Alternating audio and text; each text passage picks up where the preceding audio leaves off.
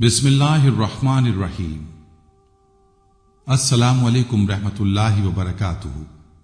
मैं हूं जमील अहमद जामी। जो कोई इस्तग़फ़ार को लाजिम पकड़े, अल्लाह ताला उसके लिए हर तंगी में आसानी, हर गम से दूरी का सामान पैदा फरमाएंगे और उसे ऐसी जगह से रिस्क नसीब फरमाएंगे जहां उसका गुमान भी ना होगा। इस्तग़फ़ार या अस्तग़फ़िरुल्लाह एक बहुत महबूब कलमा है जो अल्लाह ताला की रहमत को करीब लाता और इंसान के नामा या अमाल को हल्का करने के साथ साथ बेशुमार बरकतों और फजीलतों का बाइस बनता है।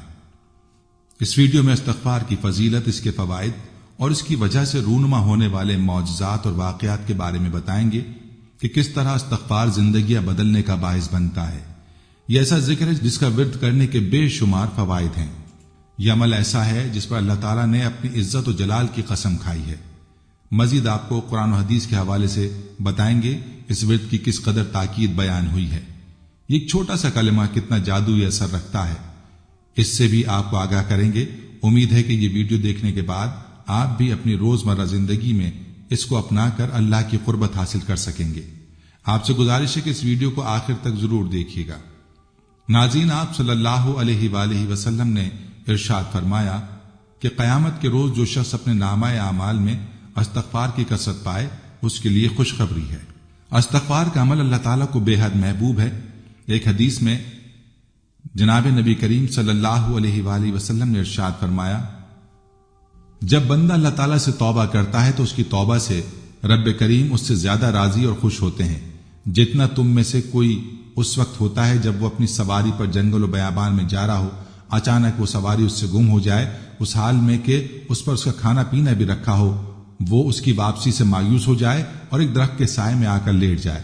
अभी वो इस हाल में हो कि दफतन देखे कि वो सवारी उसके पास खड़ी है, बस वो उसकी लगाम थाम ले, फिर मुसर्रत और शादमानी के आलम में ये कह बैठे, ए अल्लाह, आप मेरे बंदे और मैं आपका रब, यानी खुशी के बाइस गलत जुमला कह दे। जनाब रसूलुल्लाह सल्लल्लाहु अलैहि वसल्लम ने अपने मुबारक अमल से भी उम्मत को इस्तग़फ़ार की तरफ मुतवज्जह फरमाया है। एक हदीस में इरशाद फरमाया, ए लोगो, अल्लाह के सामने तौबा करो, बेशक मैं भी दिन में 100 मरतबा तौबा करता हूं।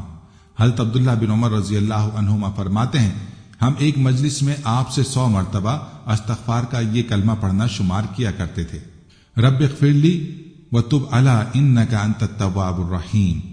बाज लोग ये कहते सुनाई देते हैं कि हम तौबा के बावजूद गुनाहों से बाज नहीं आ रहे, तो फिर ऐसी तौबा और ऐसे इस्तग़फ़ार का क्या फायदा।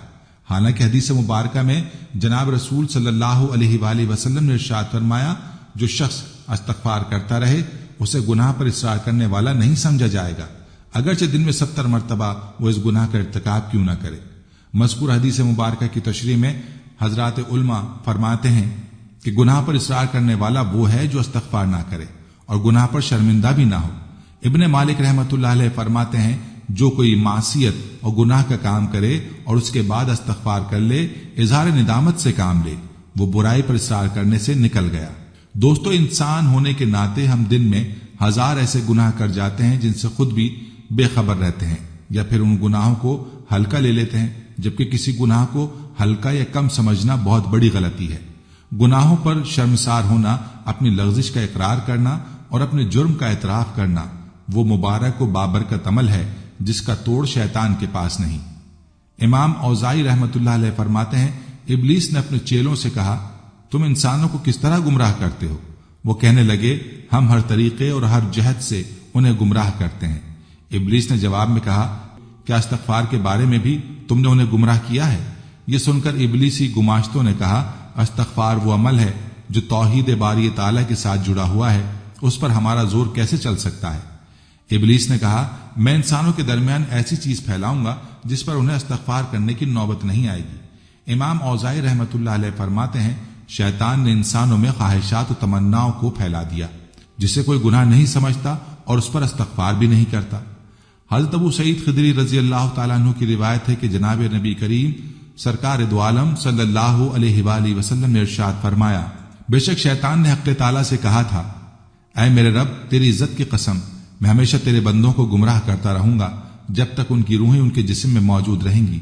जवाब में अल्लाह रब्बुल आलमीन ने इरशाद फरमाया, मेरी इज्जत की कसम, मेरे जलाल की कसम, मेरे बुलंद मर्तबे की कसम, जब तक मेरे बंदे मुझसे मग़फ़िरत तलब करते रहेंगे मैं उन्हें मुआफ करता रहूंगा।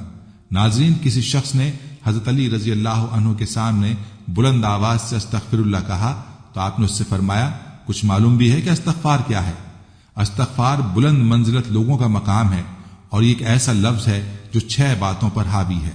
اول یہ کہ جو ہو چکا اس پر نادم ہو، دوسرا یہ کہ ہمیشہ کے لیے اس کے مرتکب نہ ہونے کو پکا ارادہ کر چکا ہو، تیسرا یہ کہ مخلوق کے حقوق ادا کرنا، یہاں تک کہ اللہ کے حضور میں اس حالت میں پہنچو کہ تمہارا دامن پاک و صاف ہو اور تم پر کوئی مواخذہ نہ ہو، چوتھا یہ کہ جو فرائض تم پر عائد کیے گئے تھے اور تم نے انہیں ضائع کر دیا تھا انہیں اب پورے طور پر بجا لاؤ، پانچواں یہ کہ جو گوشت حرام سے نشوونما پاتا رہے اس راہ ہے اس کو غم و اندھوں سے پگلاؤ، یہاں تک کہ کھالوں کو ہڈیوں سے ملا دو، پھر سے ان دونوں کے درمیان نیا گوشت پیدا ہو، اور چھٹا یہ کہ اپنے جسم کی اطاعت کے رنج سے آشنا کرو جس طرح اپنے گناہ کی شیرنی سے لذت اندوز کیا ہے، اور پھر کہو استغفر اللہ۔ اس فرمان سے یہ مطلب ہرگز نہ لیا جائے کہ استغفار نہیں پڑھنا چاہیے یا بلند آواز میں استغفار پڑھنے میں کوئی برائی ہے، بلکہ یہ فرمان استغفار اور استغفار پڑھنے والے کا صحیح مقام پہچاننے اور اپنے قول میں صادق ہونے کا تقاضا کرتا ہے۔ اس فرمان میں اس جانب اشارہ ہے استغفر اللہ۔ استغفار ایک ایسا عمل ہے جس پر وعدہ خدا بندی ہے کہ امت عذاب سے محفوظ رہے گی۔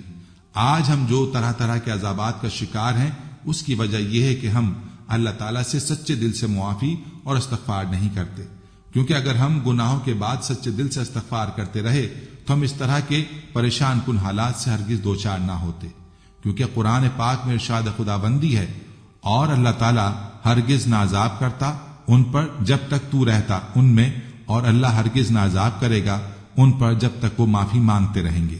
حضرت علی رضی اللہ عنہ کا ارشاد ہے کہ عرض کائنات میں 2 امان دیے گئے، زمین کے 2 امان میں سے ایک تو اٹھا لیا گیا اور وہ رسول اللہ صلی اللہ علیہ وآلہ وسلم کی ذات گرامی ہے، اور دوسرا باقی رہ گیا اور وہ استغفار ہے، اس کو مضبوطی سے پکڑ لو۔ معلوم ہوا کہ امت جب تک استغفار کرتی رہے گی اللہ تعالیٰ کے عذاب سے محفوظ رہے گی۔ اس کی مزید تائید اس حدیث شریف سے ہوتی ہے، مسند احمد میں حضرت فضالہ بن عبید رضی اللہ عنہ حضور اقدس صلی اللہ علیہ وآلہ وسلم کا ارشاد نقل کرتے ہیں، بندہ عذاب خدا بندی سے امن میں ہے جب تک کہ وہ استغفار کرتا ہے۔ معلوم ہوا کہ ہمیں ہر وقت استغفار یعنی گناہوں سے معافی مانگتے رہنا چاہیے۔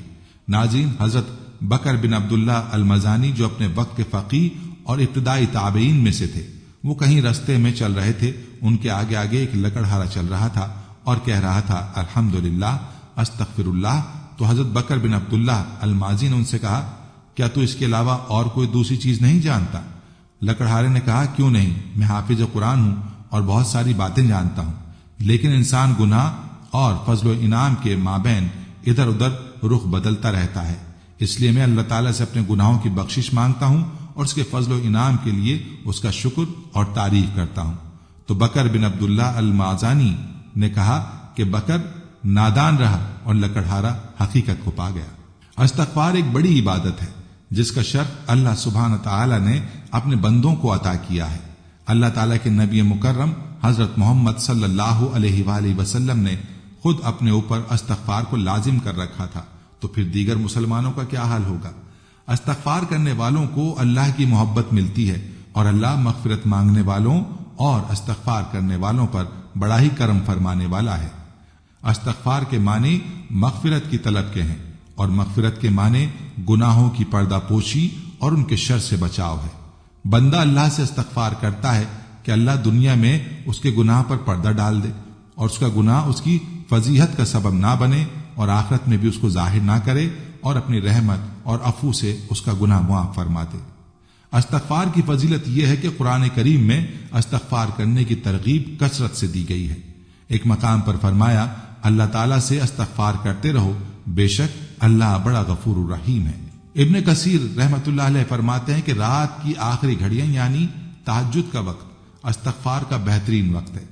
حضرت یعقوب علیہ السلام کو ان کے بیٹوں نے جب معافی کی درخواست کرنے کو کہا تو انہوں نے سحر کے وقت کا انتظار کیا اور سحر میں اللہ سے ان کے لیے معافی کی درخواست کی۔ ناظرین، ایک بڑا مشہور واقعہ ہے کہ ایک بار امام احمد حنبل رحمہ اللہ سفر میں تھے۔ ایک قصبے میں رات ہو گئی تو نماز کے بعد مسجد میں ہی ٹھہرنے کا ارادہ کر لیا، ان کی عاجز انکساری نے یہ گوارا نہ کیا کہ لوگوں کو اپنا تعارف کروا کر خوب آؤ بھگت کروائی جائے۔ مسجد کے خادم نے امام کو نہ پہچانا اور ان کو مسجد سے باہر نکلنے کا کہا۔ امام نے سوچا کہ مسجد کے دروازے پر سو جاتا ہوں، لیکن خادم نے وہاں سے بھی کھینچ کر نکالنا چاہا۔ یہ تمام منظر ایک نان بائی نے دیکھ لیا جو مسجد کے قریب ہی تھا۔ اس نان بائی نے امام کو اپنے گھر رات ٹھہرنے کی پیشکش کر دی، جبکہ وہ امام کو جانتا بھی نہ تھا۔ امام جب اس کے گھر تشریف لے گئے تو دیکھا کہ نان بھائی کام کے دوران بھی کثرت سے استغفر اللہ کر رہا ہے۔ امام نے استفسار کیا، کیا تمہیں اس قدر استغفار کرنے کا پھل ملا ہے؟ نان بھائی نے جواب دیا، میں نے جو بھی مانگا اللہ مالک الملک نے عطا کیا ہے، ہاں ایک دعا جو ابھی تک قبول نہیں ہوئی۔ امام نے پوچھا وہ کون سی دعا ہے؟ نان بھائی بولا، میرے دل میں کچھ دنوں سے یہ خواہش مچل رہی ہے کہ امام احمد حنبل رحمہ اللہ سے ملنے کا شرف حاصل کروں۔ امام فرمانے لگے، میں ہی احمد بن حنبل ہوں، اللہ نے نہ صرف تمہاری دعا سنی بلکہ مجھے تمہارے دروازے تک کھینچ لایا۔ ایک اور روایت ہے کہ حضرت حسن بصری رحمہ اللہ سے کسی نے قحط سالی کی شکایت کی، فرمایا استغفار کرو۔ کسی نے تنگ دستی کی شکایت کی تو فرمایا استغفار کرو۔ تیسرے آدمی نے اولاد نہ ہونے کی شکایت کی تو فرمایا استغفار کرو۔ چوتھے نے شکایت کی کہ پیداوار زمین میں کمی ہے، فرمایا استغفار کرو۔ پوچھا گیا، آپ نے ہر شکایت کا ایک ہی علاج کیسے تجویز فرمایا؟ تو انہوں نے یہ آیت تلاوت فرمائی، استغفار کرو اپنے رب سے، بے شک وہ ہے بخشنے والا، وہ کثرت سے تم پر بارش بھیجے گا اور تمہارے مال اور اولاد میں ترقی دے گا اور تمہارے لیے باغات بنا دے گا اور تمہارے لیے نہریں جاری فرما دے گا۔ واضح ہے کہ استغفار پر اللہ تعالیٰ نے جن جن انعامات کا اس آیت میں اعلان فرمایا ہے تو ان چاروں کو انہی کی حاجات درپیش تھی، لہذا حضرت حسن بصری رحمۃ اللہ علیہ نے سب کو استغفار ہی کی تلقین فرمائی۔ حضرت حسن بصری رحمۃ اللہ علیہ کے عہد میں عتبہ الغلام نامی ایک شخص تھا جس کے ظلم و ستم کی داستانیں مشہور تھیں۔ ایک دن وہ حضرت حسن بصری رحمۃ اللہ علیہ کی محفل میں آیا۔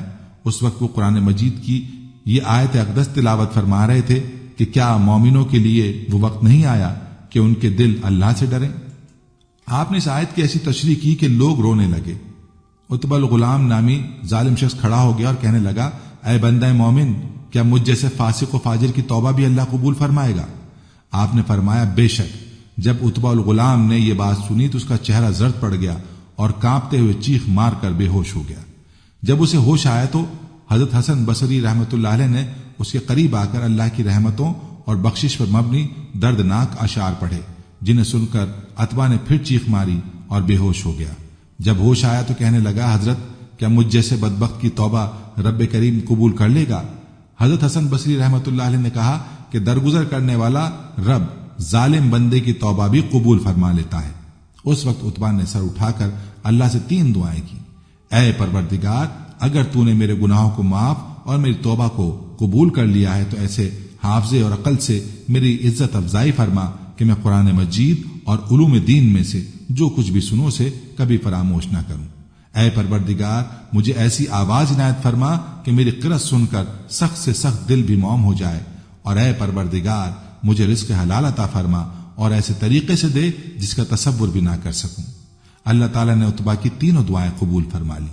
اس کا حافظہ اور فہم و فراست حیرت انگیز طور پر بڑھ گیا اور آواز میں ایسی رقت پیدا ہو گئی کہ جب وہ قرآن مجید کی تلاوت کرتا تو ہر سننے والا گناہوں سے تائب ہو جاتا، اور اس کے گھر میں ہر روز 1 پیالہ شوربے کا اور 2 روٹیاں رزق حلال سے پہنچ جاتی اور کسی کو معلوم نہیں تھا کہ یہ کون رکھ جاتا ہے۔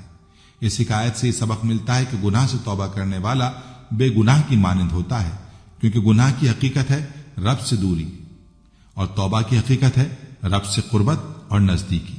لہذا جو شخص سچے دل سے توبہ کر لیتا ہے وہ اللہ کے قریب ہو جاتا ہے۔ ناظرین، حضرت حسن بصری رحمۃ اللہ علیہ فرماتے ہیں کہ ایک دن میں ایک عابد نوجوان کے ہمراہ بصرہ کے بازاروں اور گلیوں میں چکر لگا رہا تھا کہ ہم ایک طبیب کے پاس پہنچے جو کرسی پر بیٹھا ہوا تھا۔ اس کے سامنے مرد، عورتیں، بچے ہاتھ میں بوتلیں لیے کھڑے تھے۔ ان بوتلوں میں پانی تھا۔ ان میں سے ہر ایک حکیم صاحب سے اپنی بیماری کا علاج دریافت کر رہا تھا۔ یہ نوجوان حکیم کی طرف بڑھا اور کہنے لگا، حکیم صاحب، کیا آپ کے پاس کوئی ایسی دوا بھی ہے جو گناہوں کو دھو ڈالے اور دل کی بیماریاں ٹھیک ہو جائیں؟ حکیم صاحب نے کہا، جی ہاں۔ تو نوجوان نے کہا، اچھا پھر دے دیجئے۔ حکیم صاحب نے کہا، 10 چیزیں مجھ سے حاصل کر لے۔ تواضع کے درخت کی جڑوں کے ساتھ فکر کے درخت کی جڑیں لے لے، اور توبہ کا ہیلا اس میں ڈال دے، پھر اس کو رضا کی کھرل میں ڈال دے، پھر قناعت کے ہاون دستے سے اسے کوٹ دے، پھر اس کو تقوی کی دیگ میں ڈال دے اور حیا کا پانی اس میں ملا دے اور محبت کی آگ سے اسے جوش دے دے، اور پھر شکر کے پیالے میں اس کو نکال دے اور امید کے پنکھے سے اس کو ہوا دے، یعنی ٹھنڈا کر، پھر اس کو حمد کے چمچے سے پی لے۔ جب آپ اس طرح کر لیں گے تو دنیا اور آخرت کی ہر بیماری اور مصیبت آپ کو فائدہ دے جائے گی۔ فائدہ ہی نہ ہوگا بلکہ بیماریاں بھی دور ہو جائیں گی۔ حضرت ابراہیم ادھم رحمت اللہ علیہ سے پوچھا گیا کہ اللہ تعالیٰ کا ارشاد ہے ادعونی استجب لکم، مجھے پکارو میں قبول کروں گا، لیکن ہم دعا مانگتے ہیں وہ قبول نہیں ہوتی۔ فرمایا دعائیں کیسے قبول ہوں؟ تمہارے دلوں کی 10 چیزیں مر گئی ہیں۔ نمبر 1، تم نے اللہ تعالیٰ کو پہچان لیا لیکن اس کا حق ادا نہیں کیا۔ نمبر 2، تم نے اللہ تعالیٰ کی کتاب پڑھی لیکن اس پر عمل نہیں کیا۔ نمبر 3، ابلیس ملعون سے دشمنی کا دعویٰ تو کیا لیکن اس سے دوستی کی۔ نمبر 4، پیغمبر صلی اللہ علیہ وآلہ وسلم کے ساتھ محبت کا دعویٰ تو کیا لیکن ان کی سنتوں کو یکسر چھوڑ رکھا ہے۔ نمبر 5، جنت کی محبت کا دعویٰ تو کیا لیکن اس کے لیے عمل نہ کیا۔ نمبر 6، جہنم سے خوف کا دعویٰ تو کیا لیکن گناہوں سے باز نہ آئے۔ نمبر 7، موت کے حق ہونے کا دعویٰ تو کیا لیکن اس کی تیاری نہیں کی۔ نمبر 8، دوسروں کے عیوب تلاش کرنے میں تو مشغول ہو گئے اور اپنے عیوب کی اصلاح چھوڑ دی۔ نمبر 9، اللہ تعالیٰ کا دیا ہوا رزق کھاتے ہیں لیکن شکر کرنا چھوڑ دیا۔ نمبر 10، مردوں کو اپنے ہاتھوں سے دفن کرتے ہیں لیکن عبرت حاصل نہیں کرتے۔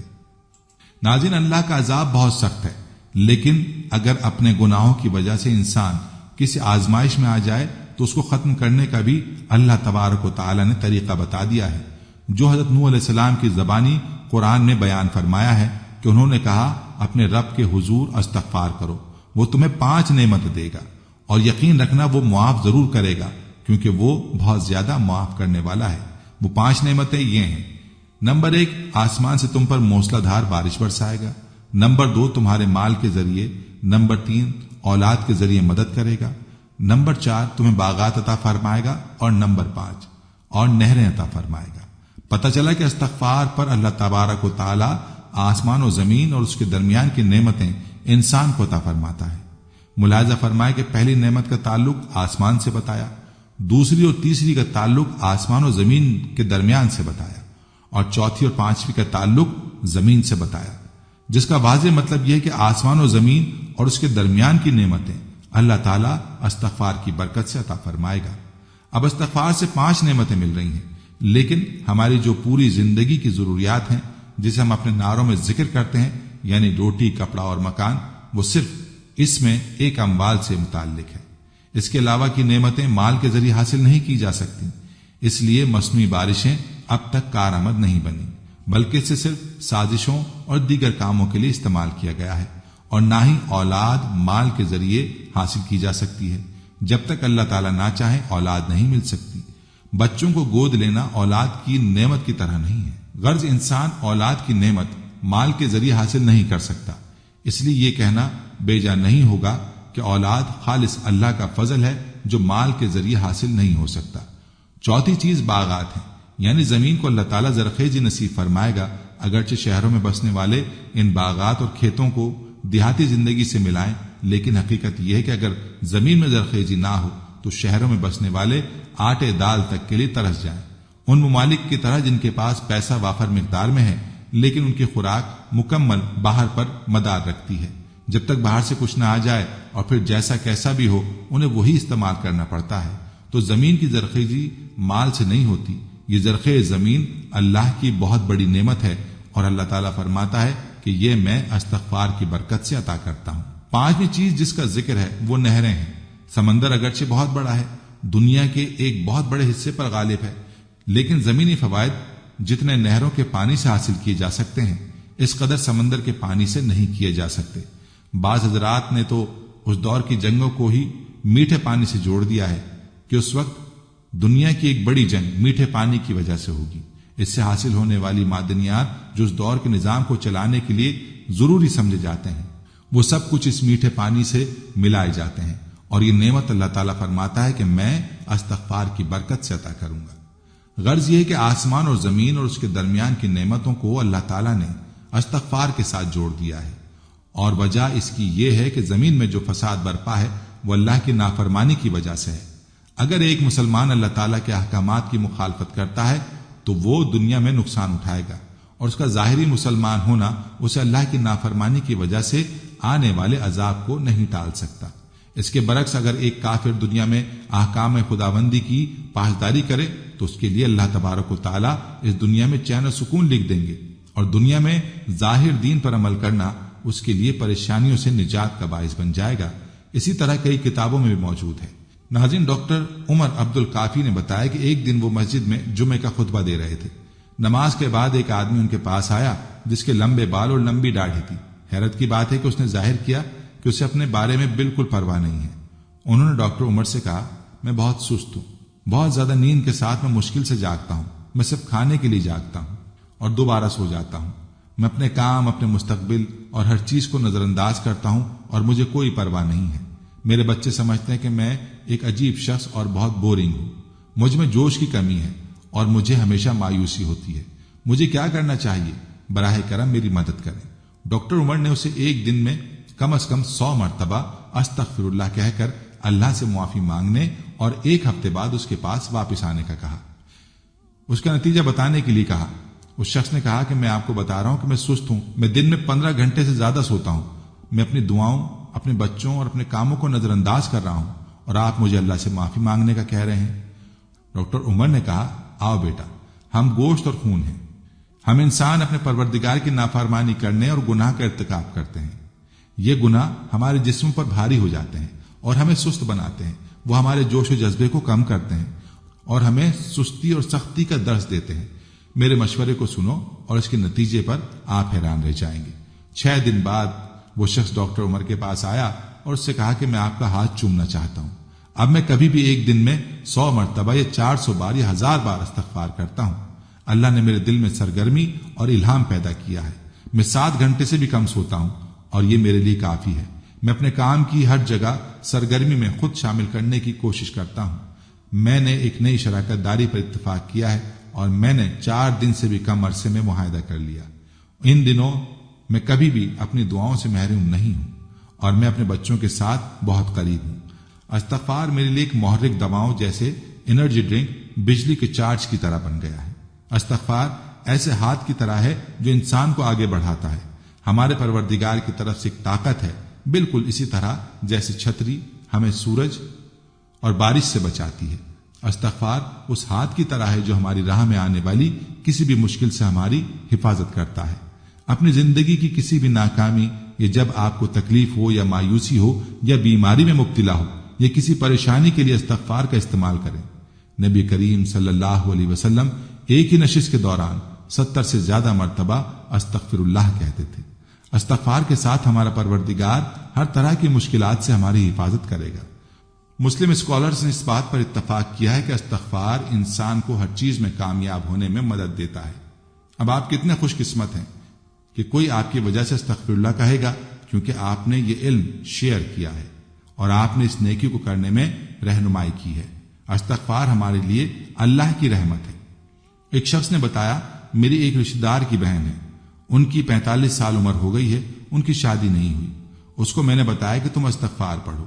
والدین کی وفات ہو گئی تو یہی گھر میں بڑی تھی، پہلے اس نے چھوٹوں کی شادی کی اور پھر خود رہ گئی۔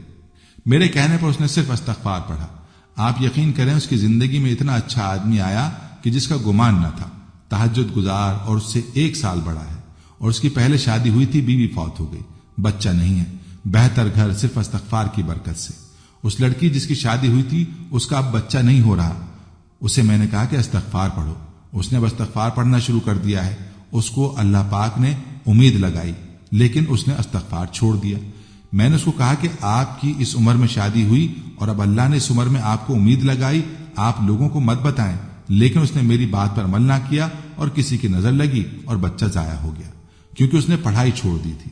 اس نے استغفار پڑھنا بالکل چھوڑ دیا تھا۔ نماز نہیں چھوڑی، نماز کی وہ بچپن سے ہی پابند تھی۔ میں نے اس سے کہا، باجی آپ استغفار نہیں پڑھتی؟ اس نے کہا کہ ہاں میں نے استغفار پڑھنا چھوڑ دیا تھا۔ میں نے ان سے کہا کہ آپ نے استغفار پڑھنا ختم کر دیا تھا تو آپ شکر شروع کر دیتی۔ میں نے آپ سے کہا تھا تاکہ یہ نعمت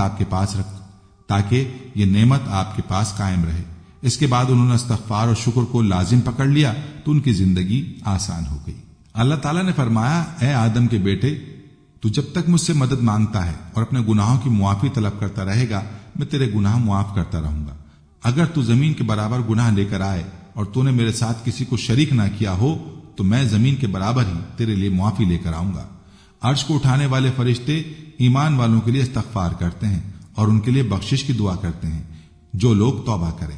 استغفار کرنے سے اللہ تعالیٰ عذاب نہیں دیتا۔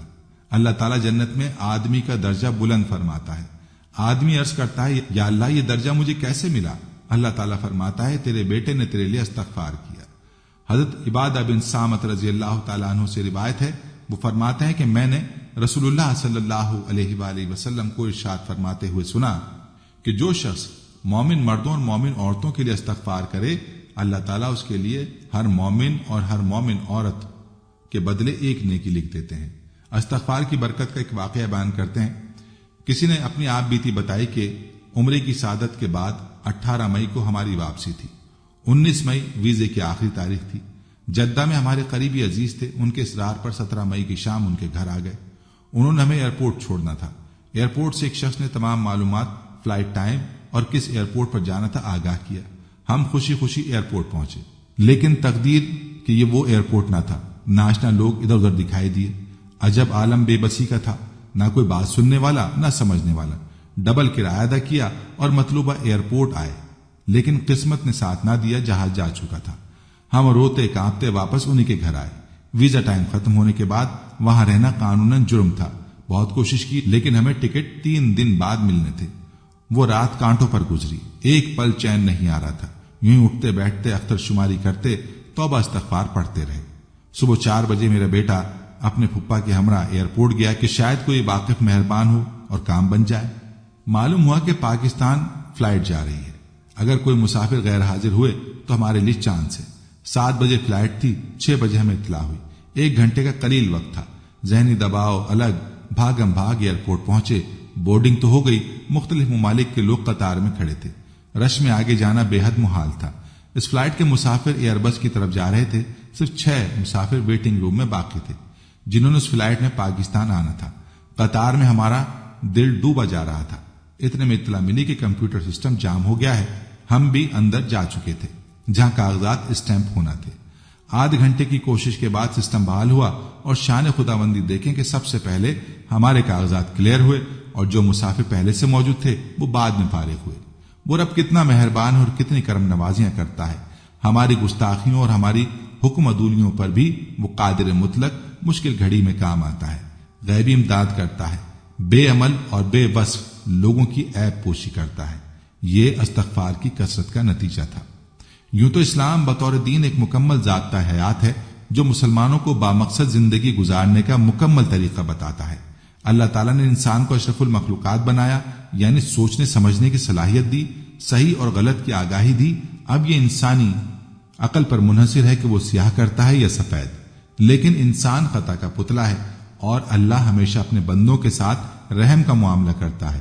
اس لیے اس نے مسلمانوں کے لیے ہدایت کا راستہ بھی کھلا رکھا ہے تاکہ اگر کوئی مسلمان گناہ کا مرتکب ہو جائے تو وہ توبہ استغفار سے فلاح کا راستہ پا سکے۔ استغفر اللہ، یا اللہ مجھ گناہگار کو بخش دے۔ یہ ایک سادہ لیکن طاقتور دعا ہے۔ گناہوں کے بوجھ سے اگر دل بھاری ہو، ذہن پریشانیوں کا شکار ہو جائے تو استغفر اللہ کی ایک سادہ سی دعا آپ کے دل کو پرسکون کر دیتی ہے، جسے کسی بھی وقت جب بھی چاہیں پڑھ سکتے ہیں۔ بلا شبہ توبہ استغفار کرنے سے اللہ اپنے بندے پر رحمت کے دروازے کھول دیتا ہے۔ ہمارا دین ہمیں گناہوں سے بچنے کا درس دیتا ہے، لہذا اگر خلوص نیت کے ساتھ توبہ کی جائے تو بارگاہ الہی میں قبولیت کا درجہ پاتی ہے اور گناہوں کا خاتمہ ہوتا ہے۔ اللہ تعالیٰ نے قرآن مجید میں مسلمانوں کی فلاح کے لیے استغفار کے 8 بڑے فوائد بتائے ہیں۔ یہ رحمت کے دروازے کھول دیتا ہے۔ قرآن میں ایک جگہ استغفار کی اہمیت اس طرح بیان کی گئی ہے، اپنے رب سے معافی مانگتے رہو، بے شک وہ ہمیشہ معافی دینے والا ہے۔ یعنی صرف اللہ کی رحمت کے طلبگار رہیں کیونکہ وہی معاف کرنے والا ہے۔ ایک حدیث کے مطابق نبی کریم صلی اللہ علیہ وآلہ وسلم نے فرمایا کہ اللہ تعالیٰ ایسے شخص کو اپنے عرش کے سائے میں جگہ دے گا جس نے تنہائی میں اللہ تعالیٰ کا ایسے ذکر کیا کہ اس کے آنسو جاری ہو گئے۔ صحیح بخاری۔ آج کے دور میں لوگ دولت کمانے کی دھن میں اس قدر غافل ہو چکے ہیں کہ وہ اسلام اور اللہ کے ساتھ اپنے فرائض کو بھولتے جا رہے ہیں۔ وہ یہ بھی بھول بیٹھے ہیں کہ توبہ کرنے کے لیے کچھ وقت نکالنا ضروری ہے، کیونکہ اس کی برکت سے اللہ رزق، مال و دولت اور اولاد میں اضافہ کرتے ہیں، اور اس بات کا ذکر قرآن مجید میں بھی بیان کیا گیا ہے۔ خلوص دل سے اللہ کی بارگاہ میں معافی طلب کرنے سے دعا کی قبولیت کا شرف حاصل ہوتا ہے۔ کسی مومن کے لیے دعا سے بہتر اور کوئی چیز نہیں ہے۔ وہ جو کچھ اپنے رب سے مانگتا ہے، جس بھی چیز کی امید رکھتا ہے، ایک دن اس کا رب اسے نواز دے گا، کیونکہ بحیثیت مسلمان ہمارا یہ یقین ہے کہ صرف اللہ کے پاس یہ اختیار ہے کہ وہ ہماری دعائیں قبول کرنے پر قادر ہے۔ رزق میں اضافہ۔ قرآن مجید میں اللہ پاک کا یہ وعدہ ہے کہ اللہ سے معافی طلب کرتے رہنے سے وہ رزق میں خیر و برکت ڈالتا ہے۔ مومن کے رزق میں یہ فراوانی ایک مخصوص مدت کے لیے ہوتی ہے۔ اس بات کی وضاحت اس طرح کی گئی ہے کہ انسان اپنی نعمتوں کو جلد فراموش کر دیتا ہے، اور اللہ نہیں چاہتا کہ اس کے مومنین اسے فراموش کر دیں، اس لیے استغفار کرتے رہنا چاہیے۔ اس حوالے سے فرمان مصطفیٰ ہے کہ جس نے استغفار کو اپنے اوپر لازم و ملزوم کر لیا، اللہ اس کی پریشانی دور فرمائے گا اور ہر تنگی سے اسے راحت عطا فرمائے گا، اور اسے ایسی جگہ سے رزق عطا فرمائے گا جہاں سے اسے گمان بھی نہ ہو۔ اللہ تعالیٰ ہر مسلمان کو آزمائشوں اور مصیبتوں سے دوچار کرتا ہے۔ در حقیقت یہ مومن کا امتحان ہے۔ اللہ اس طرح مومن کی اپنی ذات اور اسلام پر اعتقاد کی مضبوطی کو جانچتا ہے۔ ایسے وقت میں شکوہ نہیں، اللہ سے معافی مانگنی چاہیے، استغفار کرنا چاہیے، کیونکہ رب العالمین اپنے معافی کے طلبگار بندے کو سزا نہیں دیتا بلکہ معاف کرتا ہے، اور عام زندگی میں بھی یہی طرز عمل اختیار کرنے کا درس دیتا ہے۔ توبہ استغفار کی فضیلت بندے کے لیے اللہ کی رحمت اور فضل کے دروازے کھول دیتا ہے۔ بے شک اللہ بہت رحیم و کریم ہے، اور جب ہم اس سے گڑ گڑا کر معافی طلب کرتے ہیں تو وہ ہمیں ہدایت نصیب فرماتا ہے، اپنی رحمتوں سے نوازتا ہے، اور ہمارا دل اپنی جانب راغب کر لیتا ہے۔ اس وقت ہماری زندگی عدم تحفظ کا شکار ہے۔ بلا شبہ استغفار کا ورد ہماری دنیاوی زندگی میں صبر عطا کرنے کا بہترین ذریعہ ہے۔ یہ ہمیں ذہنی، جذباتی اور روحانی طور پر مضبوط کرتا ہے۔ قرآن میں ایک جگہ بیان کیا جاتا ہے کہ اپنے رب سے معافی مانگو اور پھر اس سے توبہ کرو، وہ تمہارے پر آسمان سے بارش برسائے گا اور تمہیں اپنی طاقت میں طاقت بخشے گا۔ قرآن مجید میں استغفار کرنے والے سے اللہ نے وعدہ کیا ہے کہ وہ اس کو اپنے بے پناہ فضل سے نوازے گا، اس دنیا میں بھی اور آخرت میں بھی۔ قرآن میں اللہ تعالیٰ اپنے بندوں سے مخاطب ہو کر فرماتا ہے، اور تمہارے لیے باغات مہیا کرو اور تمہارے لیے دریاؤں کا سامان مہیا کرو۔ حضرت صوبان رضی اللہ تعالیٰ عنہ فرماتے ہیں کہ 40 صحابہ کرام رضوان اللہ علیہم اجمعین، جن میں حضرت ابوبکر اور حضرت عمر رضی اللہ تعالیٰ عنہما بھی تھے، جمع ہو کر جبر و قدر میں بحث کرنے لگے تو روح الامین حضرت جبریل علیہ السلام حضور اقدس صلی اللہ علیہ وآلہ وسلم کے دربار میں حاضر ہوئے اور عرض کی، یا رسول اللہ صلی اللہ علیہ وآلہ وسلم، آپ باہر اپنی امت کے پاس تشریف لے جائیں، انہوں نے ایک نیا کام شروع کر دیا ہے۔ چنانچہ حضور صلی اللہ علیہ وآلہ وسلم اس حال میں باہر تشریف لائے کہ غصے سے آپ صلی اللہ علیہ وآلہ وسلم کا چہرہ مبارک سرخی میں اس طرح نمایاں تھا جیسے سرخ انار کا دانہ آپ صلی اللہ علیہ وآلہ وسلم کے رخسار مبارک پر نچوڑا گیا ہو۔ صحابہ کرام رضوان اللہ تعالی علیہم حضور اکرم صلی اللہ علیہ وآلہ وسلم کی اس کیفیت کو دیکھ کر کھلے بازو آپ صلی اللہ علیہ وآلہ وسلم کے استقبال کے لیے آگے بڑھے، اور ان کا حال یہ تھا کہ ان کے ہاتھ اور بازو کانپ رہے تھے، اور عرض کی، تب بنا اللہ و رسولہ، ہم نے اللہ تعالیٰ اور رسول اللہ صلی اللہ علیہ وآلہ وسلم کے دربار میں توبہ پیش کی۔ آپ صلی اللہ علیہ وسلم نے ارشاد فرمایا، قریب تھا کہ تم اپنے اوپر جہنم کو واجب کر لیتے۔ میرے پاس جبریل امین علیہ السلام تشریف لائے اور عرض کی کہ آپ صلی اللہ علیہ وسلم باہر امت کے پاس تشریف لے جائیں، انہوں نے نیا کام شروع کر دیا ہے۔ معجم الکبیر۔ حضرت شداد بن اوس روایت کرتے ہیں کہ نبی کریم صلی اللہ علیہ وآلہ وسلم نے فرمایا، جو شخص یقین کامل کے ساتھ صبح کی نماز کے بعد سید الاستغفار پڑھے گا، اگر اسی دن شام سے پہلے پہلے مر گیا تو سیدھا جنت میں جائے گا۔ اسی طرح جو شخص یقین کامل کے ساتھ مغرب کی نماز کے بعد سید الاستغفار پڑھے گا، اگر اسی رات صبح سے پہلے پہلے مر گیا تو سیدھا جنت میں جائے گا۔ سید الاستغفار یہ ہے، اے اللہ، تو ہی میرا رب ہے، تیرے علاوہ کوئی عبادت کے لائق نہیں، تو نے مجھے پیدا کیا اور میں تیرا بندہ ہوں، اور تیرے عہد اور وعدے پر قائم ہوں، نہ جس قدرت طاقت رکھتا ہوں، میں نے جو کچھ کیا اس کے شر سے تیری پناہ چاہتا ہوں، اپنے آپ پر تیری نعمت کا اقرار کرتا ہوں اور اپنے گناہوں کا اعتراف کرتا ہوں، بس مجھے بخش دے کیونکہ تیرے علاوہ کوئی گناہوں کو نہیں بخش سکتا۔ حضرت ابو لبابہ بن عبد المنذر رضی اللہ تعالیٰ عنہ سے بنو قریظہ کے موقع پر ایک خطا سرزد ہو گئی تو آپ رضی اللہ عنہ اس قدر نادم ہوئے کہ خود کو ایک ستون کے ساتھ باندھ دیا اور کہا جب تک اللہ تعالیٰ میری توبہ قبول نہیں فرمائے گا تب تک نہ میں کچھ کھاؤں گا نہ پیوں گا نہ کوئی چیز چکھوں گا یہاں تک کہ مجھے موت آ جائے، یا اللہ میری توبہ قبول فرما لے۔ حضور علیہ الصلوۃ والسلام کو جب ان کے بارے میں پتہ چلا تو ارشاد فرمایا اگر یہ میرے پاس آ جاتا تو میں اس کے لیے مغفرت طلب کرتا، لیکن اب اس نے خود کو باندھ لیا ہے تو جب تک اللہ تعالیٰ ان کی توبہ قبول نہ فرمائے میں نہیں کھولوں گا۔ 7 دن تک ابو لبابہ رضی اللہ تعالیٰ عنہ نے نہ کوئی چیز کھائی نہ پی نہ چکھی، حتیٰ کہ ان پر غشی طاری ہو گئی۔ پھر اللہ تعالیٰ نے ان کی توبہ قبول فرمائی۔ جب انہیں توبہ کی قبولیت کے بارے میں بتایا گیا تو فرمایا خدا کی قسم میں اس وقت تک خود کو نہیں کھولوں گا جب تک نبی کریم صلی اللہ علیہ وآلہ وسلم تشریف لا کر اپنے دست اقدس سے مجھے نہیں کھولتے۔ چنانچہ تاجدار رسالت صلی اللہ تعالی علیہ وآلہ وسلم تشریف لائے اور اپنے پیارے صحابی رضی اللہ تعالی عنہ کو بندشوں سے آزاد فرمایا۔ دلائل نبوہ، اللہ تعالی ہمارے ان پتھر اور سیاہ نما دلوں کو نرم اور صاف کر کے صحیح اور پختہ توبہ کرنے کی توفیق عطا فرمائے، آمین۔ بجا سید المرسلین۔ حضرت داؤد علیہ السلام کی 99 بیویاں تھیں، پھر کسی اور عورت سے ازدواجی رشتہ قائم کرنے کا خیال آیا۔ اللہ تعالیٰ کو ان کا یہ خیال اور ارادہ ناگوار گزرا۔ اس کا امتحان لینے اور اس کی غلطی کا احساس دلانے کی خاطر اللہ تعالیٰ نے 2 فرشتے انسانی شکل و شبہات میں حضرت داؤد علیہ السلام کے پاس بھیجے۔ انہوں نے اپنا کیس حضرت داؤد علیہ السلام کی خدمت میں پیش کیا۔ ایک نے کہا میرے پاس صرف 1 دمبی ہے اور ساتھی کے پاس 99 دمبیاں ہیں، یہ میری 1 دمبی بھی میرے پاس نہیں رہنے دیتا بلکہ اس کا مطالبہ کرتا ہے کہ یہ مجھے دے دو۔ حضرت داؤد علیہ السلام فرماتے ہیں کہ اس نے تجھ سے دمبی کا سوال کر کے بہت برا کیا، یہ تو ظالمانہ کام ہے۔ پھر اپنا ولی ارادہ یاد آتا ہے اور سمجھتے ہیں کہ اللہ تعالیٰ نے مجھے میری غلطی پر متنبہ کیا ہے۔ چنانچہ حضرت داؤد علیہ السلام بارگاہ ایزدی میں سربسجود ہو کر اپنی غلطی کی معافی مانگتے ہیں، انہیں اللہ تعالیٰ کی طرف سے معافی ہو جاتی ہے۔ ایک دفعہ حضرت سلیمان علیہ السلام کے پاس دریائے نسل کے عمدہ گھوڑے لائے گئے۔ آپ ان کی دیکھ بھال میں اس قدر مصروف رہے کہ نماز اثر پڑھنا بھول گئے۔ جب سورج غروب ہو گیا تو نماز یاد آئی۔ اب کیا تھا، انہوں نے گھوڑوں کو جن کی دیکھ بھال میں نماز اثر یاد نہ رہی اور فوت ہو گئی اپنے ہاتھوں سے ذبح کیا اور اللہ تعالیٰ سے معافی مانگی، اے میرے پروردگار مجھے معافی دیجیے اور مجھے ایسی سلطنت عطا کیجیے جو میرے بعد کسی کو نصیب نہ ہو۔ ایک قطبی اور ایک اسرائیلی کسی بات میں آپس میں جھگڑ رہے تھے۔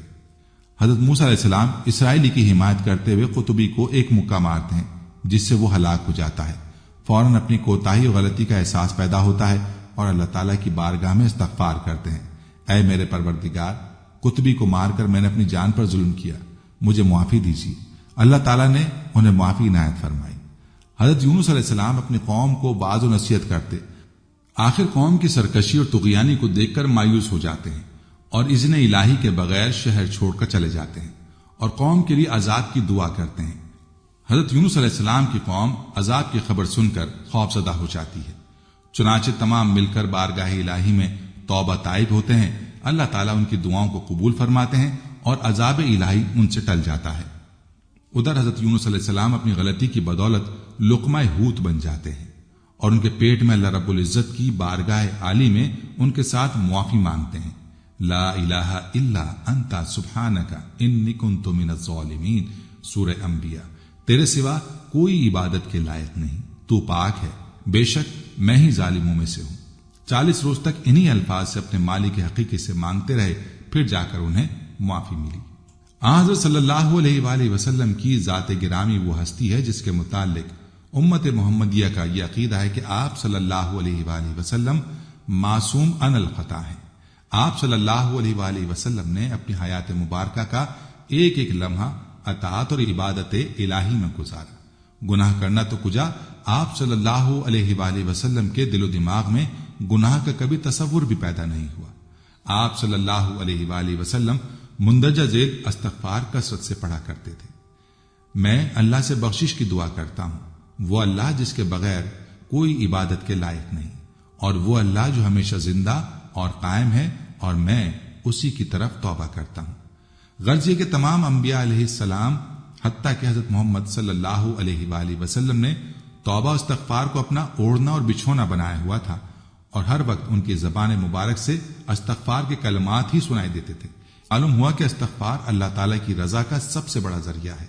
انسان خواہ گناہوں میں ڈوبا ہوا ہو، جب بارگاہ ایزدی میں سر جھکا کر رب رب کے الفاظ سے اپنے خالق حقیقی سے معافی مانگتا ہے تو اس کی رحمت کا بحر بے کراں جوش میں آ کر اس سے گناہوں کے تمام خس و خاشاک کو بہا کر لے جاتا ہے، اور اللہ تعالیٰ ایسے شخص سے بے حد خوش ہوتے ہیں۔ چنانچہ ایک حدیث شریف میں آتا ہے کہ اللہ تعالیٰ اپنے بندے کی توبہ سے اس شخص سے بھی زیادہ خوش ہوتے ہیں جو ایک بے آب و گیا چٹیل میدان میں اترتا ہے، اس کے پاس سواری ہوتی ہے جس پر اس کا خورد و نوش کا سامان بندھا ہوا ہوتا ہے، وہ وہاں چند منٹ سستانے کی غرض سے لیٹ جاتا ہے، تھوڑی دیر کے بعد جب بیدار ہوتا ہے تو کیا دیکھتا ہے کہ اس کی اونٹنی بما سامان خورد و نوش غائب ہے۔ اس کی تلاش میں جنگل کا کونا کونا چھانتا ہے لیکن کہیں سے سراغ نہیں ملتا، حتیٰ کہ گرمیوں و تشنگی سے مغلوب ہو کر اسی جگہ پر واپس آ جاتا ہے جہاں پہلے لیٹا ہوا تھا، وہاں پر مرنے کا فیصلہ کر لیتا ہے اور اپنا سر بازو کے نیچے رکھ کر لیٹ جاتا ہے تاکہ وہ موت کے ذریعے اس مصیبت اور پریشانی سے نجات پائے۔ تھوڑی دیر بعد بیدار ہوتا ہے، کیا دیکھتا ہے کہ اس کی اونٹنی بما سامان خورد و نوش اس کے سر پر کھڑی ہے۔ یہ ماجرا دیکھ کر خوشی سے پھولا نہیں سماتا، فرحت و انبساط کا اس قدر غلبہ ہوتا ہے کہ اس کا دماغی توازن درست نہیں رہتا۔ خوشی میں آ کر کہتا ہے کہ یا الہی، تو میرا بندہ ہے اور میں تیرا رب ہوں۔ ویسے تو جس لمحے اور جس ساتھ انسان اللہ تعالیٰ کو یاد کرتا ہے اور پکارتا ہے تو وہ سنتا ہے اور مجیب الدعوات ہے، لیکن رات کا آخری ثلث اس کام کے لیے زیادہ مخصوص ہے۔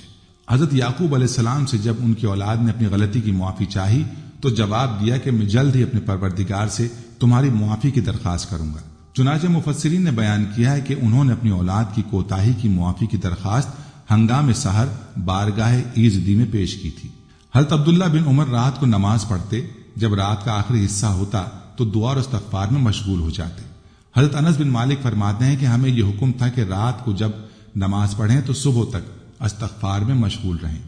انسان کے گناہ خواہ ریت کے ذروں کے برابر ہوں یا بحر بے کراں کے قطرات سے زائد ہوں تو بھی استغفار سے سب محو ہو جاتے ہیں۔ چنانچہ نبی کریم صلی اللہ علیہ وآلہ وسلم فرماتے ہیں، اللہ تعالیٰ کا ابن آدم، تو جب تک مجھ سے دعا کرے گا اور امید رکھے گا تیرے جو بھی گناہ ہوں گے معاف کر دوں گا، اور مجھے اس بات کی کوئی پرواہ نہیں۔ اے آدم کے بیٹے، اگر تیرے گناہ آسمان کی بلندیوں تک پہنچ جائیں پھر تو مجھ سے معافی مانگے تو بھی میں تجھے گناہوں سے معافی دوں گا، اور مجھے اس کی کوئی پرواہ نہیں۔ اے ابن آدم، اگر تو زمین کے برابر گناہ لایا لیکن شرک نہ کیا تو میں اتنی ہی مغفرت اور بخشش لے کر تیرے پاس آؤں گا۔ جس طرح لوہا پانی میں پڑا رہنے سے زنگ خوردہ ہو جاتا ہے، اسی طرح انسانی قلوب گناہوں کی نجاست سے آلودہ ہونے کے باعث زنگ خوردہ اور سیاہی آلود ہو جاتے ہیں۔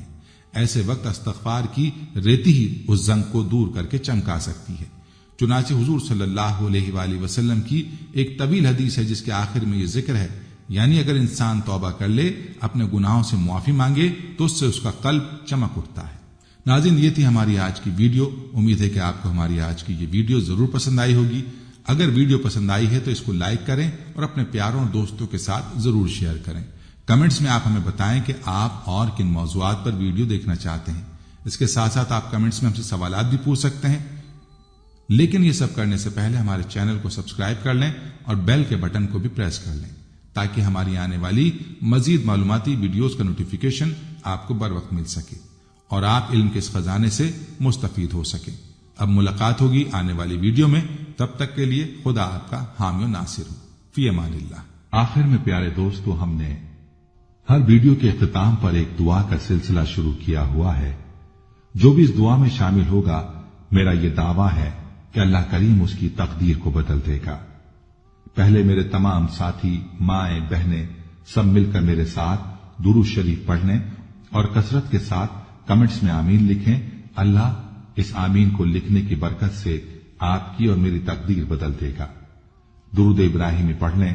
اللہم صلی علی محمد وعلی آل محمد کما صلیت علی ابراہیم वअला आलि इब्राहीम इन्नका हमीदुम मजीद अल्लाहुम्मा बारिक अला मुहम्मदिन वअला आलि मुहम्मदिन कमा बारकता अला इब्राहीम वअला आलि इब्राहीम इन्नका हमीदुम मजीद। ऐ अल्लाह, हम तेरे गुनाहगार बंदे, हम तेरे खताकार बंदे, हम तेरे आजिज बंदे तेरी पाकी बयान करते हैं और तेरे आगे दुआ के लिए हाथ फैलाते हैं।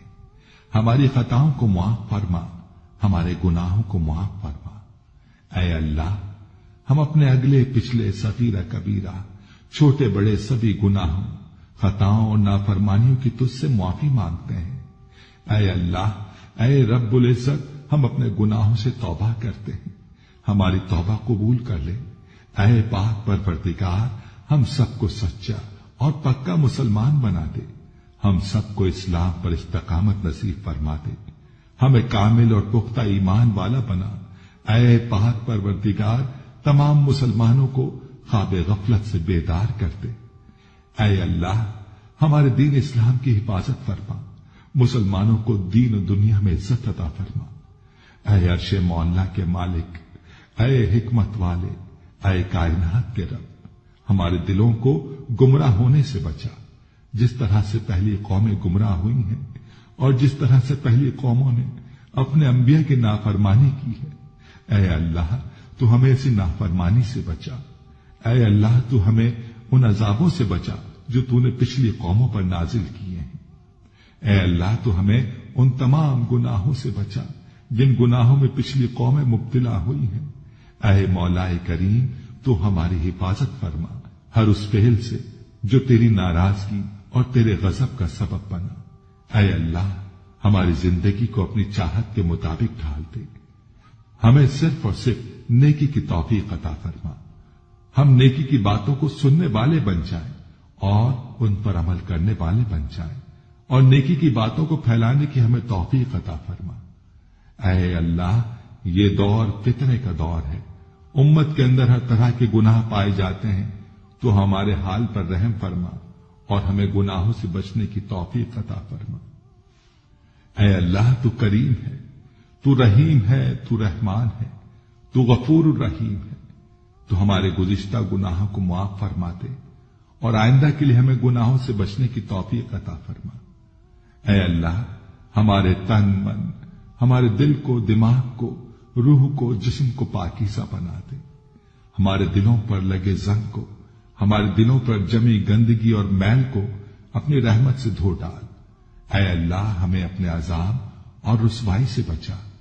ऐ पाक परवरदिगार, तमाम मुसलमानों की अफलास, सुस्ती और गफलत से हिफाजत फरमा। या अल्लाह, इस्लाम का बोल बाला फरमा, इस्लाम का झंडा बुलंद फरमा।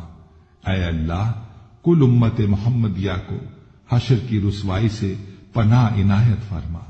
ऐ अल्लाह, हमसे राजी हो जा, हमें शैतान और नफ्स के शर से बचा।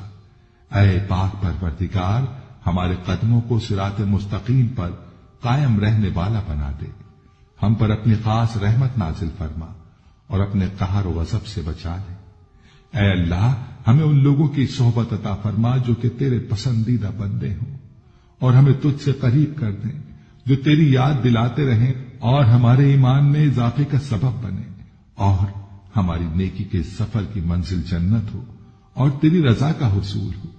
ऐ अल्लाह, हमें वो ताकत ना दे जिससे हम दूसरों को कमजोर कर दें, हमें वो दौलत ना दे जिसकी खातिर हम दूसरों को गरीब समझें, हमें वो इल्म ना दे जिसे हम अपने सीने में छुपा कर रखें, हमें वो बुलंदी ना दे कि हमें पस्ती में कुछ नजर ना आए, हमें वो सब कुछ दे जो हम दूसरों में बांट सकें और सबके बराबर हो जाए। ऐ पाक परवरदिगार, कोई काम आसान नहीं मगर तू जिसे आसान कर दे, और जब तू चाहता है मुश्किल को आसान कर देता है। या अल्लाह, जितने भी मुसलमान बहन भाई मुश्किल में हैं, उनके मुश्किलात को आसान फरमा दे। या अल्लाह, हमें कभी भी किसी भी हालात में, मुश्किलों और परेशानियों में, खुशियों में, राहतों में कभी भी अकेला मत छोड़ना।